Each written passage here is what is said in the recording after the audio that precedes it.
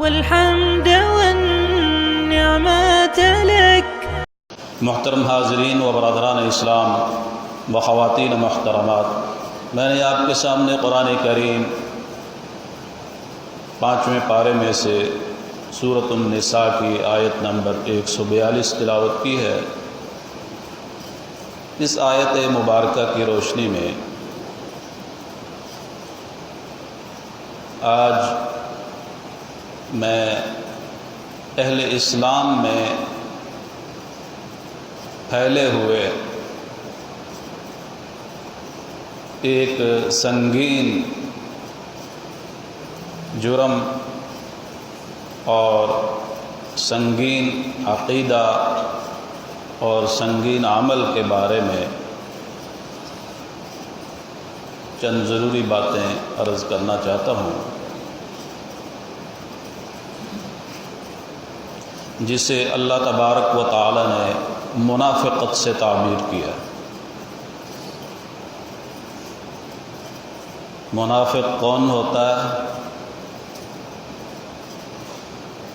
اور اس کی نشانیاں جناب رسول اللہ صلی اللہ علیہ وسلم نے کیا ارشاد فرمائی ہیں، اور اللہ تبارک و تعالی نے قرآن کریم میں ان کی نشانیاں کیا بتائی ہیں۔ بس مختصر سے وقت میں صرف اس آیت کا ترجمہ اور مفہوم عرض کروں گا۔ اس میں اللہ تبارک و تعالی نے منافقین کی 4 نشانیاں بیان فرمائی ہیں، اور ایک حدیث مبارکہ بخاری شریف سے جس میں جناب رسول اللہ صلی اللہ علیہ وسلم نے بھی منافق کی 4 نشانیاں بیان فرمائی۔ ہم مسلمانوں کو، اہل ایمان کو ان میں غور کرنا چاہیے کہ کہیں ہم میں کوئی ایسی نشانی تو نہیں پائی جاتی جس کی وجہ سے ہم اللہ کے فرمان کی زد میں بھی آ رہے ہوں اور جناب رسول اللہ صلی اللہ علیہ وسلم کی بتائی ہوئی علامات کی زد کے اندر بھی آ رہے ہوں۔ اس میں ہر مسلمان مرد اور خاتون کو کوشش کرنی چاہیے کہ اگر کسی میں یہ بات موجود ہے تو اسے توبہ اور استغفار کر کے اس کی اصلاح کرنی چاہیے۔ سب سے پہلے اس آیت کا ترجمہ اور مفہوم عرض کرتا ہوں۔ اللہ تبارک و تعالی نے قرآن کریم میں منافقین کے بارے میں بہت سے مقامات میں بہت سی باتیں ارشاد فرمائی ہیں۔ یہاں اس آیت مبارکہ میں اللہ تبارک و تعالی نے یہ ارشاد فرمایا ہے، ان المنافقین یخادعون اللہ وہو خادعهم، بے شک منافقین وہ اللہ سے دغا بازی کرتے ہیں اور اللہ ان کو اس دغا بازی کی جزا دیتا ہے، بدلہ دیتا ہے۔ لفظی معنی اس کا یہ بنے گا کہ منافقین اللہ سے دغا بازی کرتے ہیں اور اللہ ان سے دغا بازی کرتا ہے۔ اللہ تو کسی سے دغا بازی نہیں کرتا، اس وجہ سے قرآن کریم کے مفسرین نے یہ صراحت کی ہے، جیسا کہ امام جلال الدین سیوطی رحمہ اللہ نے اپنے قرآن کریم کی تفسیر در منصور میں اور جلالین وغیرہ میں یہ صراحت کی ہے کہ یہ مشاکلت ہے، شکل ایسی ہے لیکن اس کا مطلب یہ ہے کہ وہ جزا دیتا ہے۔ جس طرح کی منافقین بات کرتے ہیں، کام کرتے ہیں، اللہ ان کو اس کا بدلہ اور جزا اس قسم کی دیتا ہے۔ ظاہر بات ہے کہ وہ اللہ سے دغا بازی کرنے کی کوشش کرتے ہیں تو اللہ ان کو اچھا بدلہ تو نہیں دے گا، پھر ان کو دغا بازی کا بدلہ ملے گا جیسی ان کی دغا بازی ہوگی۔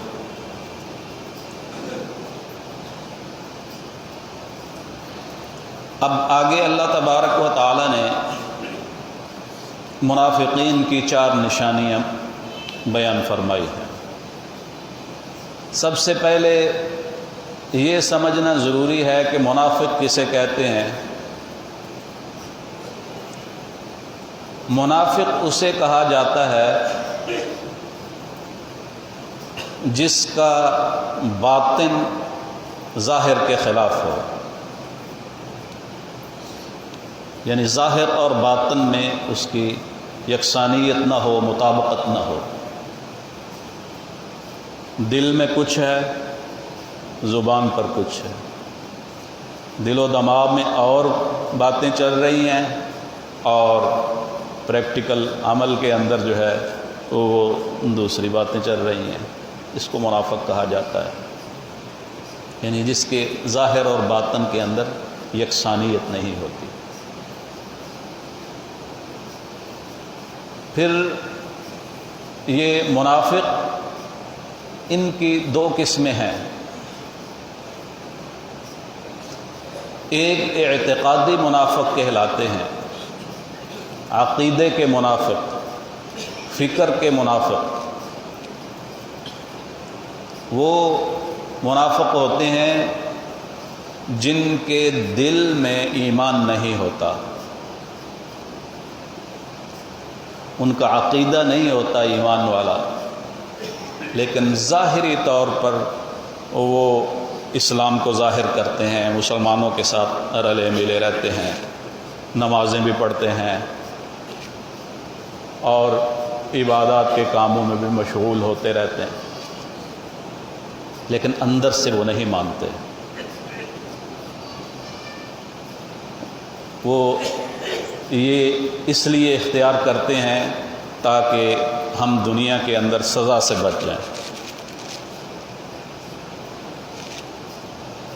لیکن ایسے منافقین کے بارے میں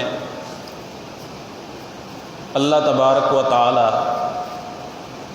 اپنے نبی پر وحی نازل فرما کر ان کی نشاندہی فرما دیتا تھا۔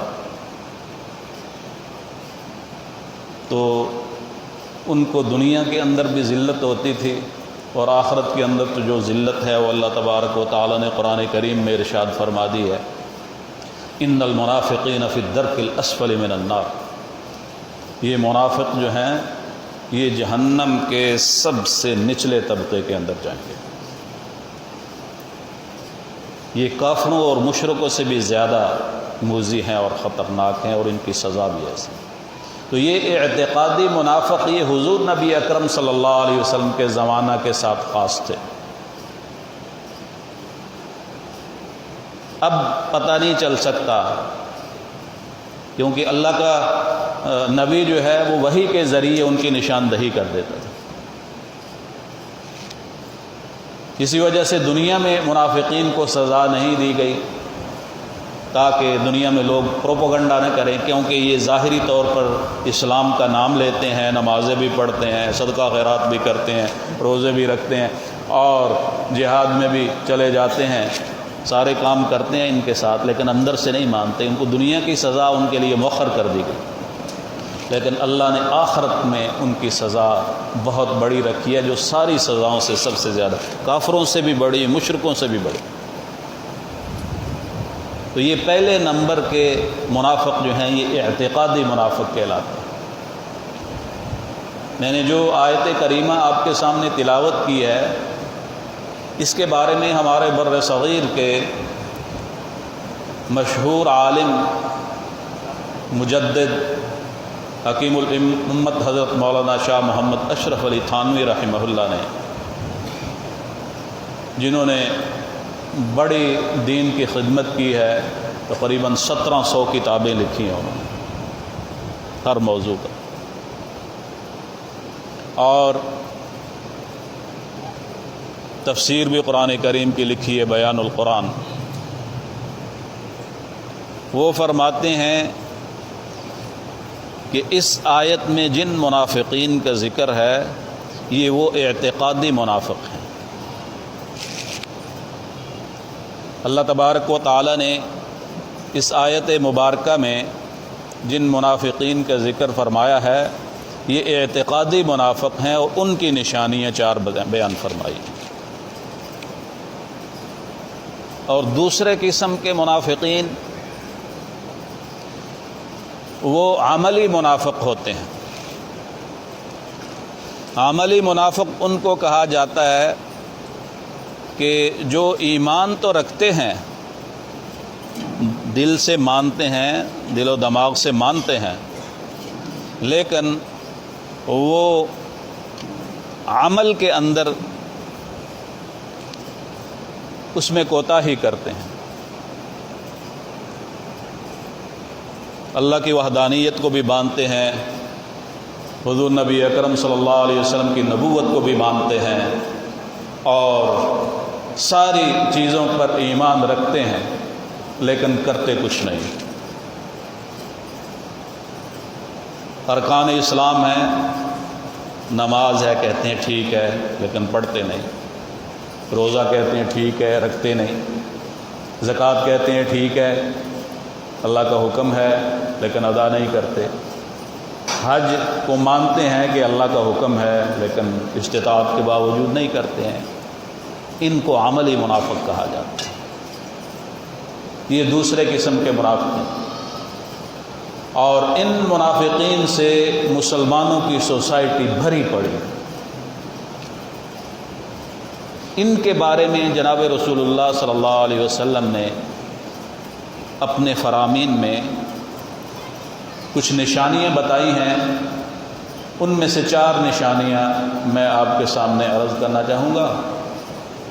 سب سے پہلے اس آیت کا ترجمہ اور مفہوم جو چل رہا ہے کہ منافقین اللہ سے دغا بازی کرتے ہیں، دھوکہ کرتے ہیں، اور اللہ ان کو ان کی دغا بازی کا بدلہ دیتا ہے. اب یہ اعتقادی منافق جو ہیں، ان کی اللہ تبارک و تعالی نے 4 نشانیاں بیان فرمائی.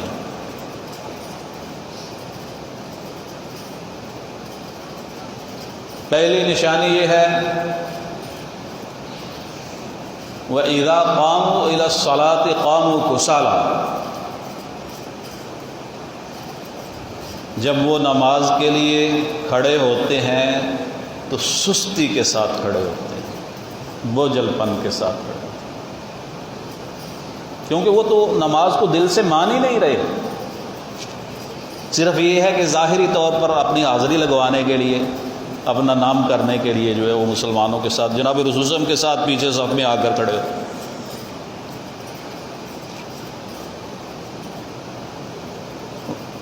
حضور نبی اکرم صلی اللہ علیہ وسلم نے منافقین کی نماز کی ایک مثال بیان فرمائی کہ منافقین کو نماز تو مانتے ہی نہیں ہیں، وہ ایسے کرتے ہیں، نماز کا وقت جب آ جاتا ہے تو انتظار کرتے رہتے ہیں. جب مکروہ وقت آ جاتا ہے تو اٹھ کر جو ہے 4 جیسے مرغ چونچ مارتا ہے، پھونگے وہ مارتے ہیں، اور آپ نے فرمایا تل کا صلاۃ المنافق، یہ منافق کی نماز ہے. یہ اعتقادی منافق حضور نبی اکرم صلی اللہ علیہ وسلم کے ساتھ آ کر اس طرح نمازیں پڑھیں، سستی، کیونکہ نماز کو تو وہ دل سے مانتے ہی نہیں ہیں، وہ ایمان نہیں ہے، اور صرف جو ہے ظاہری طور پر وہ دکھانے کے لیے اس کو کر دیتے تھے. تو گویا نماز کے اندر سستی یہ منافقین کی ایک بڑی نشانی ہے جو اللہ تبارک و تعالی نے اس آیت مبارکہ میں ارشاد فرمائی. یہ اعتقادی منافقوں کی نشانی ہے جو نماز کو مانتے ہی نہیں ہیں، اور جو لوگ نماز کو مانتے ہیں کہ اللہ کا حکم ہے، اس کے باوجود اس کے اندر سستی کرتے ہیں، تو فرق کیا رہ جاتا ہے؟ کوئی فرق نہیں رہتا. وہ بھی اسی طرح، وہ بھی اسی طرح، عملی طور پر دونوں ایک طرح. تو پہلی نشانی اللہ تبارک و تعالی نے یہ ارشاد فرمائی وَإِذَا قَامُوا إِلَى الصَّلَاةِ قَامُوا كُسَالَىٰ. دوسری نشانی یہ ارشاد فرمائی يُرَاءُونَ النَّاسَ، وہ لوگوں کو دکھلانے کے لیے پڑھتے ہیں. نماز جب پڑھتے ہیں تو لوگوں کو دکھلانے کے لیے پڑھتے ہیں، کیونکہ نماز کو وہ مان نہیں رہے، ان کا عقیدہ نہیں ہے، صرف ریاکاری اور دکھلانے کے لیے، تاکہ ان کو پتہ چل جائے کہ ہم نماز پڑھتے ہیں، ہمیں دھوکے کے ساتھ یہ سمجھیں کہ ہم مسلمان ہیں، حالانکہ اندر سے تو یہ منافق ہیں۔ تو نماز بھی اس لیے آ کر پڑھتے تھے، مسجد نبوی میں آ کر پڑھتے تھے، جناب رسول اللہ صلی اللہ علیہ وسلم کے ساتھ آ کر پڑھتے تھے، پہلی صف میں آ کر کھڑے ہوتے تھے۔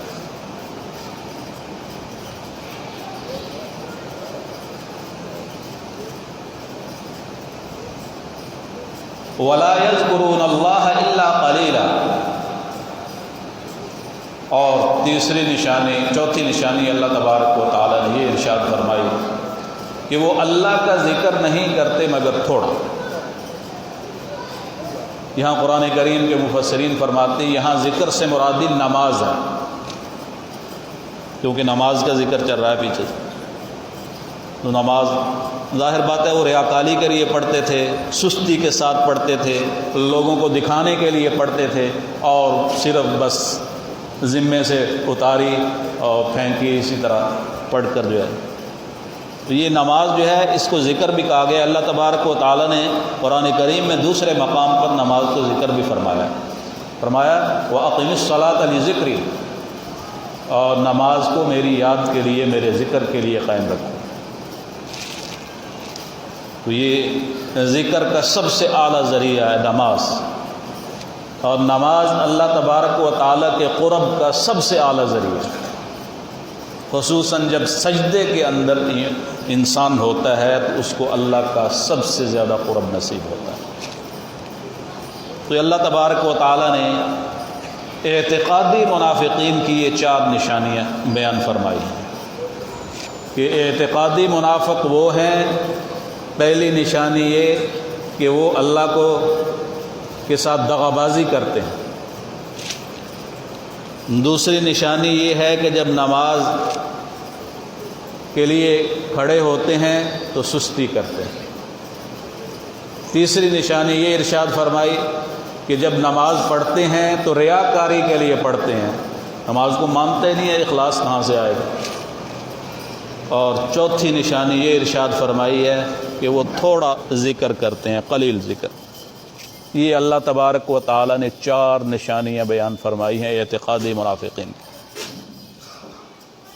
یہ ہمیں بھی تمام مسلمان مرد اور خواتین کو غور کرنا چاہیے کہ ہمارے اندر بھی کہیں یہ موجود تو نہیں ہیں، جن کے ہاں موجود ہیں ان کو توبہ اور استغفار کر کے اور صحیح راستے کی طرف آنا چاہیے۔ تو یہ اعتقادی منافقین کے بارے میں تھی۔ دوسری قسم منافقین کی عملی منافق ہیں۔ عملی منافق یہ مسلمانوں میں ہوتے ہیں، اہل ایمان میں ہوتے ہیں، ان کے بارے میں جناب رسول اللہ صلی اللہ علیہ وسلم نے 4 نشانیاں ارشاد فرمائی ہیں، وہی میں عرض کرنا چاہتا ہوں۔ امام بخاری رحمہ اللہ نے بخاری شریف میں کتاب الایمان میں مستقل باب قائم کیا ہے، باب علامت المنافق، منافق کی نشانی کے بارے میں۔ اس میں 2 احادیث مبارکہ ہیں۔ پہلی حدیث حضرت ابو ہریرہ رضی اللہ تعالیٰ عنہ سے ہے، اور دوسری حدیث حضرت عبداللہ ابن عمر ابن عاص رضی اللہ تعالیٰ عنہما سے۔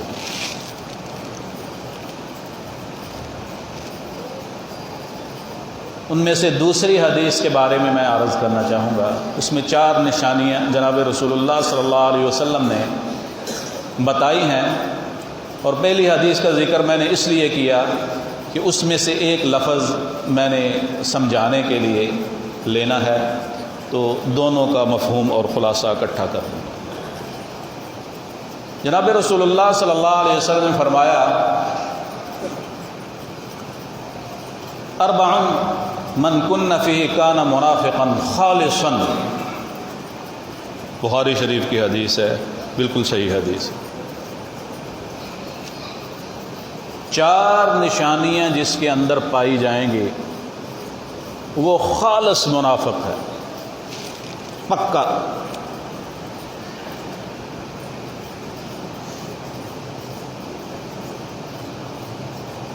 چار نشانیاں جناب رسول اللہ صلی اللہ علیہ وسلم نے بتلائی ہیں کہ جس کے اندر وہ پائی جائیں گی وہ خالص منافق ہے، پکا۔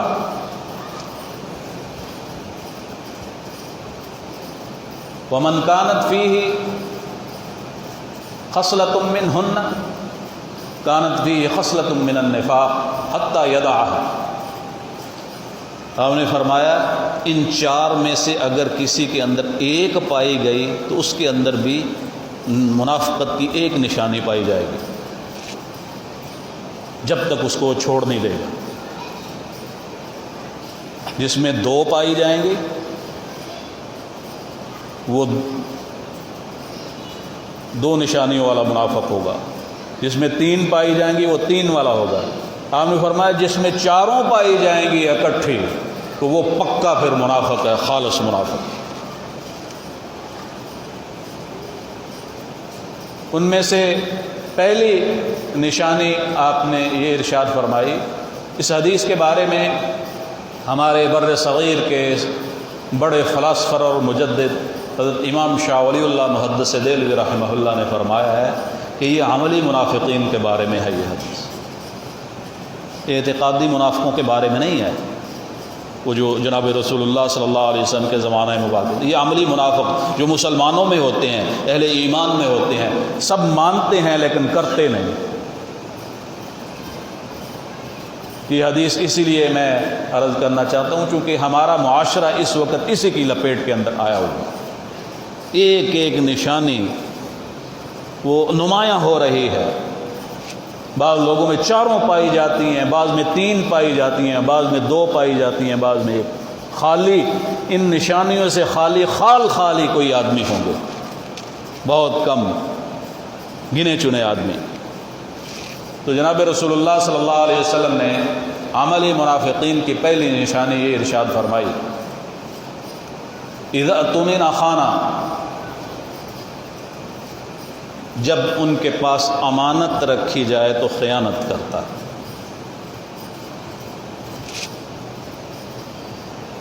امانت، کوئی بھی چیز امانت میں صرف یہ نہیں ہوتا کہ پیسے رکھ دیے، امانت میں بہت ساری چیزیں ہوتی ہیں۔ امانت میں علم بھی ہوتا ہے، اہل علم کے پاس علم امانت ہے جو انہوں نے آگے پہنچانا ہے، دینا ہے۔ اور مشورہ امانت ہوتا ہے، آپ نے فرمایا المستشار مؤتمن، مشورہ جس سے طلب کیا جائے وہ امانت دار ہوتا ہے۔ اسی طرح مال اور دولت امانت ہوتا ہے، بات امانت ہوتی ہے۔ جناب رسول اللہ صلی اللہ علیہ وسلم فرمایا اگر کوئی آدمی کسی کے ساتھ بات کرتا ہے اور بات کرتے ہوئے وہ ادھر ادھر دیکھتا ہے تاکہ کوئی سن تو نہیں رہا، تو یہ بات بھی امانت ہوتی ہے، وہ دوسرے سے نہیں کر سکتا، یہ امانت ہے۔ وہ امانت بہت اہم چیز ہے۔ اللہ نے قرآن کریم میں امانت کے بارے میں بہت مقامات پر ارشاد فرمایا، وہ بڑی تفصیلی بات ہے۔ میں بہرحال یہاں صرف اختصار کے ساتھ یہ بتانا چاہتا ہوں کہ عملی منافق کی ایک نشانی یہ ہے کہ جب اس کے پاس امانت رکھی جائے تو اس میں خیانت کرتا ہے۔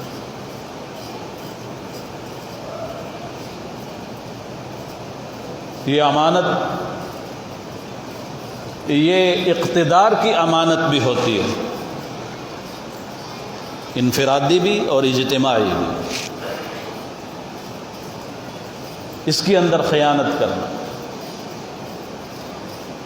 ہمارے جو یہ وزراء ہیں، یہ ممبران اسمبلی ہیں، صدر ہیں، گورنر ہیں، ان کے پاس یہ قومی امانت ہوتی ہے جس پر یہ آئین کے مطابق حلف اٹھاتے ہیں۔ حلف کا معنی ہوتا ہے قسم اٹھانا، کہ ہم اس کو مانتے ہیں اور اسی کے مطابق کریں گے، لیکن کرتے نہیں ہیں، اس امانت کو ضائع کرتے ہیں، اس کو خیانت کہتے ہیں۔ یہ عملی منافقت کی نشانی جناب رسول اللہ صلی اللہ علیہ وسلم نے ارشاد فرمائی۔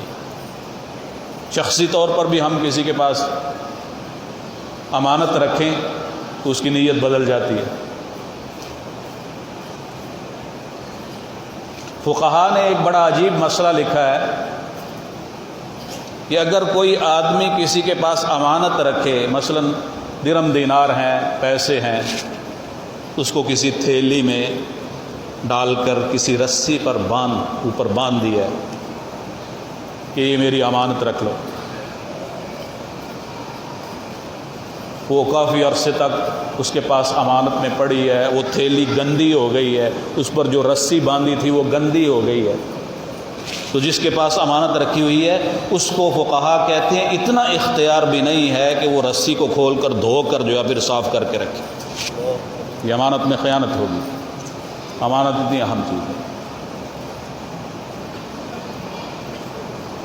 تو جناب رسول اللہ صلی اللہ علیہ وسلم نے فرمایا عملی منافق کی پہلی نشانی یہ ہے کہ اس کے پاس جب امانت رکھی جائے تو خیانت کرتا ہے، اور دوسری نشانی جناب رسول اللہ صلی اللہ علیہ وسلم نے یہ ارشاد فرمائی وَإِذَا حَدَّثَ كَذَبَ، جب بولتا ہے تو جھوٹ بولتا ہے۔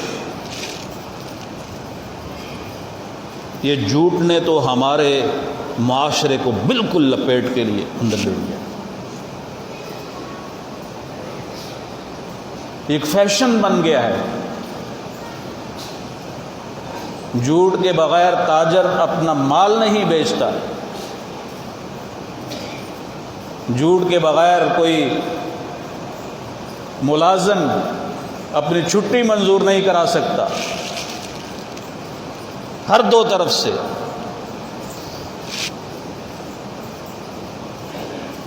جھوٹ ایک ایسی بیماری ہے جو انسان کے اخلاق کو تباہ کر دیتی ہے۔ جناب رسول اللہ صلی اللہ علیہ وسلم نے ارشاد فرمایا کہ اللہ تبارک و تعالیٰ کے فرشتوں کی ڈیوٹیاں ہوتی ہیں، جن فرشتوں کی ڈیوٹی یہ منہ کے پاس ہوتی ہے کہ یہ منہ سے کیا نکالتا ہے، منہ سے کیا کھاتا ہے، منہ سے کیا گفتگو کرتا ہے۔ جیسے کہ مشہور حدیث ہے صلاۃ و سلام والی کہ جب آدمی درود شریف پڑھتا ہے تو فرشتے جناب رسول اللہ صلی اللہ علیہ وسلم کو پہنچا دیتے ہیں۔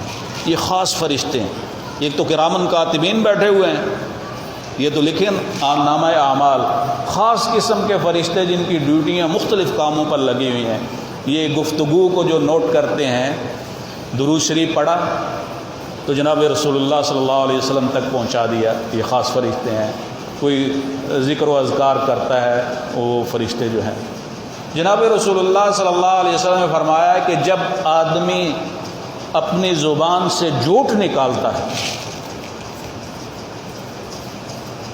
تو اللہ تبارک و تعالیٰ کے وہ مخصوص فرشتے جن کی ڈیوٹی منہ پر ہوتی ہے، وہ اس آدمی کی جھوٹ کی بدبو سے 1 میل دور بھاگ جاتے ہیں۔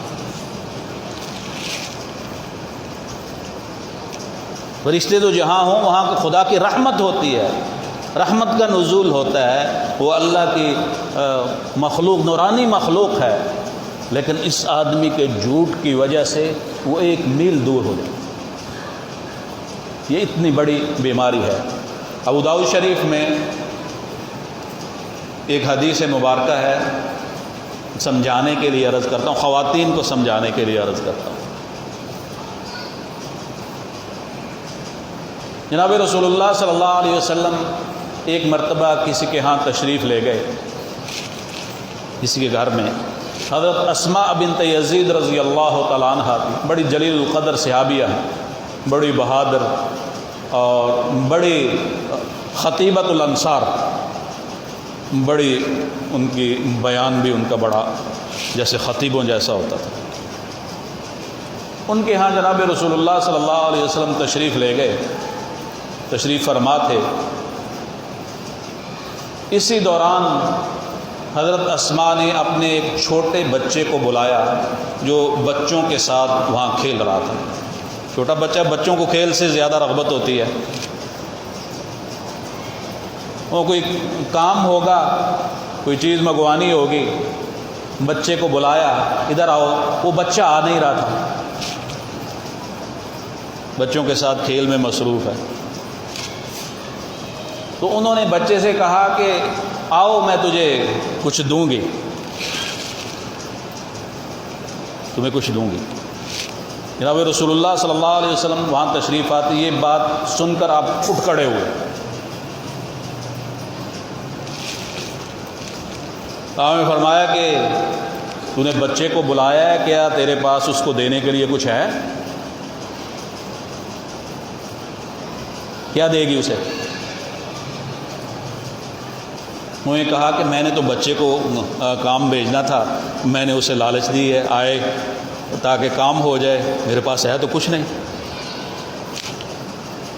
جناب رسول اللہ صلی اللہ علیہ وسلم نے اس موقع پر ان کو تعلیم دی کہ یہ اگر بچہ آ جاتا اور تو اسے کچھ نہ دیتی تو یہ بچے کے ساتھ جھوٹ ہوتا۔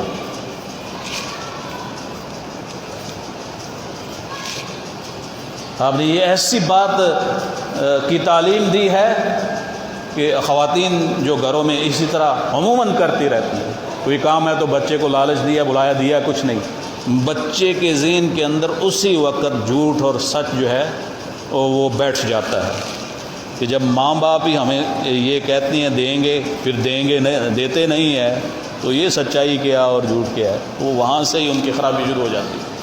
آپ نے فرمایا ایسے نہیں کرنا۔ تو جناب رسول اللہ صلی اللہ علیہ وسلم نے فرمایا کہ عملی منافق کی دوسری نشانی یہ ہے اذا حدث کذب، جب بات کرتا ہے تو جھوٹ کہتا ہے۔ اب تو جھوٹ کو بڑے لیڈر کی نشانی سمجھ لیا گیا ہے، ایک بات کرو اور اس کا الٹ کرو۔ میں جھوٹ جو ہے، حق بات کہتے ہیں یہ کڑوی ہوتی ہے اور جھوٹ میٹھا ہوتا ہے۔ ہمارے پاکستان میں 1947 سے اب تک جتنی حکومتیں آئی ہیں ان تمام کے لیڈران کے اور وزراء کے جھوٹ سارے اکٹھے کیے جائیں ترازو کے ایک پلڑے میں، اور ہماری موجودہ حکومت کے جھوٹ سارے، ان کے وزیروں کے جھوٹ ایک پلڑے میں اکٹھے کر لیے جائیں تو یہ وزنی ہو جائیں گے۔ اتنا جھوٹ، ایک بات کہتے ہیں، جھوٹ سے حکومت شروع کی، 90 دن کے اندر ہم صحیح کر دیں گے۔ یہ 90 دن کا ہماری قوم جو ہے وہ بھگت رہی ہے۔ پہلے پرویز مشرف نے بھی کہا 90 دن کے اندر ٹھیک کر دیں گے، اس سے پہلے جنرل ضیاء الحق نے بھی کہا 90 دن کے اندر جو ہے انتخاب کرا دوں گا۔ انہوں نے بھی آ کر یہی دھوکہ دیا، جھوٹ پر جھوٹ، ہم یہ کر دیں گے، ہم وہ کر دیں گے۔ ایک کام جو ہے 13 مہینے ہو گئے ہیں یہاں کوئی بھی نہیں ہے، اور سارے کام چوپٹ ہو۔ یہ عملی منافق کی نشانی جناب رسول اللہ صلی اللہ علیہ وسلم نے فرمائی ہے، اذا حدث کذب، جب وہ بولتا ہے تو جھوٹ بولتا ہے۔ اور تیسری نشانی جناب رسول اللہ صلی اللہ علیہ وسلم نے یہ ارشاد فرمائی، وَإِذَا عَاهَدَ غَدَرَ۔ دوسری حدیث حضرت ابو ہریرہ رضی اللہ تعالیٰ عنہ والی میں جو اس سے پہلے ہے، اس میں آپ نے فرمایا وَإِذَا وَعَدَ أَخْلَفَ، جب وہ وعدہ کرتا ہے تو خلاف ورزی کرتا ہے۔ اور اس حدیث مبارکہ میں آپ نے فرمایا جب وہ معاہدہ کرتا ہے تو غداری کرتا ہے۔ یہ وعدہ اور معاہدہ کیا ہوتا ہے؟ وعدہ وہ ہوتا ہے جو ایک آدمی کے ساتھ وعدہ کرے، شخصی ہوتا ہے۔ مثلا میں نے اس کے ساتھ کوئی وعدہ کیا ہے، یہ وعدہ ہے شخصی۔ اس کے بارے میں حکم یہ ہے کہ اگر کسی کے ساتھ وعدہ کیا جائے وہ پورا کرنا چاہیے، حتی الوسع پورا کرنے کی کوشش کرنی چاہیے۔ ہاں عوارضات قدرتی آ جائیں تو پھر آدمی گناہگار نہیں ہوتا، لیکن جان بوجھ کر اگر کوئی کرے گا تو عربوں کا مقولہ بھی ہے، ایک اثر بھی ہے، الکریم اذا وعد وفا، شریف آدمی جب کوئی وعدہ کرتا ہے تو اس کو پورا کرتا ہے۔ وعدہ کو پورا نہ کرنا یہ شریف آدمی کی نشانی نہیں ہے۔ تو وعدہ اس کو کہتے ہیں کہ ایک آدمی دوسرے کے ساتھ وعدہ کرے، اور معاہدہ اس کو کہتے ہیں کہ ایک قوم دوسری قوم کے ساتھ معاہدہ کرے، یہ اجتماعی ہوتا ہے۔ یہ اقتدار یہ ایک معاہدہ ہے۔ پہلے جب یہ الیکشن میں ووٹ لیتے ہیں شخصی طور پر وعدے کرتے ہیں، ہر ایک آدمی کے پاس جا جا کر کہتے ہیں ہمیں ووٹ دو، ہم یہ کریں گے۔ پھر جب حلف اٹھاتے ہیں پھر قومی طور پر معاہدہ کرتے ہیں۔ وہ شخصی وعدہ بھی توڑتے ہیں اور قومی معاہدہ جو ہے اس کے اندر بھی خلاف ورزی کرتے ہیں۔ آپ دیکھ لیں آپ کے معاشرے کے اندر، یہ میں نے ایک مثال دی، کوئی کسی منتخب آدمی نے کسی کے ساتھ وعدہ پورا کیا ہو، شخصی طور پر معاہدہ پورا کیا ہو، جن تمام حلقے کے لوگوں کے ساتھ ووٹ لیے ہیں، کوئی نہیں۔ یہی حضور نبی اکرم صلی اللہ علیہ وسلم نے فرمایا کہ یہ منافقت کی نشانی، اذا وعد اخلف، جب وعدہ کرتا ہے تو خلاف ورزی کرتا ہے، واذا عاہد غدر، تو جب معاہدہ کرتا ہے تو غداری کرتا ہے۔ اور چوتھی نشانی جناب رسول اللہ صلی اللہ علیہ وسلم نے یہ ارشاد فرمائی کہ عملی منافق جو اس کی چوتھی نشانی یہ ہے، وَإِذَا خَاصَمَ فَجَرَ، انسانی سوسائٹی میں جب لوگ اکٹھے رہتے ہیں تو اس میں جھگڑے اور تنازع بھی ہوتے ہیں، گھر میں ہو جاتے ہیں، اولاد اور ماں باپ کے ہو جاتے ہیں، بہن بھائیوں کے ہو جاتے ہیں، رشتہ داروں کے ہو جاتے ہیں، محلے میں ہو جاتے ہیں۔ یہ ایک سوسائٹی کا ایک حصہ ہے، لیکن عملی منافق کی نشانی جناب رسول اللہ صلی اللہ علیہ وسلم نے یہ ارشاد فرمائی ہے، وَإِذَا خَاصَمَ فَجَرَ، جب وہ کسی کے ساتھ جھگڑا کرتا ہے تو گالی گلوچ پر آ جاتا ہے، فسق و فجور اختیار کرتا ہے۔ آج گالی ہمارا فیشن بن چکا ہے۔ بڑے بڑے سمجھدار گھرانوں کے بچے بھی جب آپس میں گفتگو کرتے ہیں گالی پہلے نکالتے ہیں، گفتگو بعد میں شروع کرتے ہیں۔ جھگڑا تنازع ہو جائے گالی سے شروع ہوتی ہے۔ تو یہ جناب رسول اللہ صلی اللہ علیہ وسلم نے عملی منافق کی 4 نشانیاں بیان فرمائی ہیں۔ آپ نے فرمایا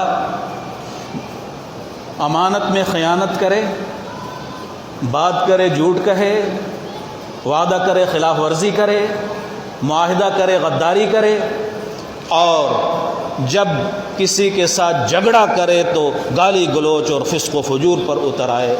اگر اس میں سے کوئی ایک نشانی کسی میں پائی گئی ہے تو وہ منافق ہے، اگر کسی میں 4 پائی گئی ہیں تو جناب رسول اللہ صلی اللہ علیہ وسلم نے فرمایا کان منافقا خالصا، وہ تو خالص اور پکا منافق ہے۔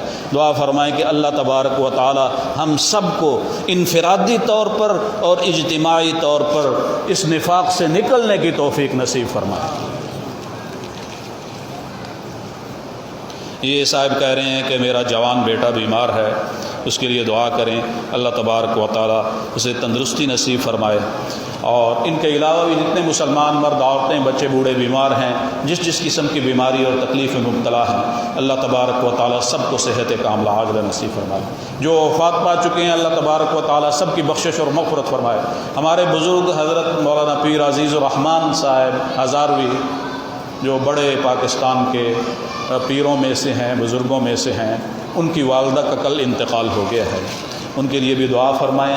بڑی بزرگ خاتون تھیں، اللہ تبارک و تعالیٰ ان کے درجات کو بلند فرمائے، جنت الفردوس کے اندر جگہ نصیب فرمائے.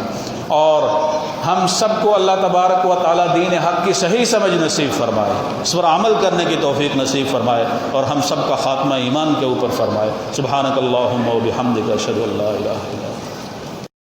والحمد والنعمة لك والعز لا شريك لك لبيك إن الحمد لك والملك لا شريك لك.